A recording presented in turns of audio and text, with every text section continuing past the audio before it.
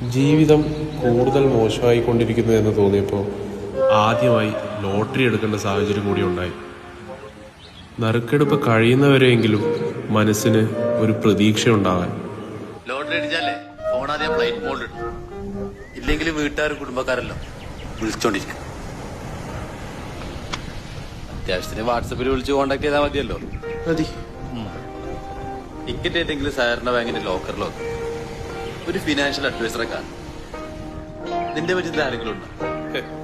അതിനൊക്കെ ഗവൺമെന്റ് തന്നെ ആളാക്കി തരും. പൈസ കിട്ടിക്കഴിഞ്ഞാൽ അത് നാട്ടുകാരോടുള്ള കമ്മിറ്റ്മെന്റ്. നാട്ടുകാരുടെ എന്ത് കമ്മിറ്റ്മെന്റ്? അത് നിനക്കുണ്ടല്ലോ, ഇപ്പൊ മനസ്സിലാവും, അപ്പോഴേ മനസ്സിലാവും. ലോട്ടറി അടിച്ചാൽ ഞാൻ ആദ്യം എറണാകുളത്ത് ഒരു ഫ്ലാറ്റ് വാങ്ങിക്കും, 3 BHK.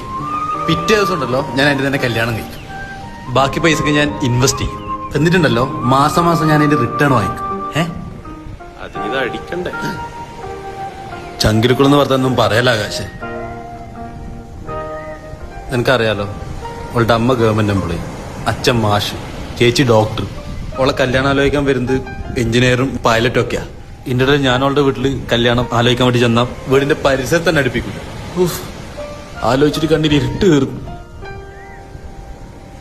നീ എന്തൊന്നും പറയാത്തെ? ഞാനെന്ത് പറയാനാ, ഇതിലും കഷ്ടമാണ് എന്റെ അവസ്ഥ.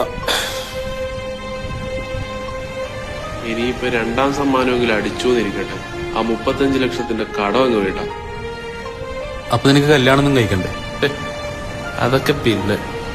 ബാധ്യതകളൊക്കെ കഴിഞ്ഞ ഒരു യാത്ര പോകണം, കുറച്ച് നാടൊക്കെ കാണണം. അതൊക്കെ കണ്ടു കഴിഞ്ഞ് വേണമെങ്കിൽ ഒരു കല്യാണം. എടാ Hari, every dog has A day എന്നൊരു ചൊല്ലുണ്ട്. എന്നുവെച്ചാ എല്ലാ നായിന്റെ മക്കൾക്കും ഒരു ദിവസം ഉണ്ടെന്ന്. അത് ശരി.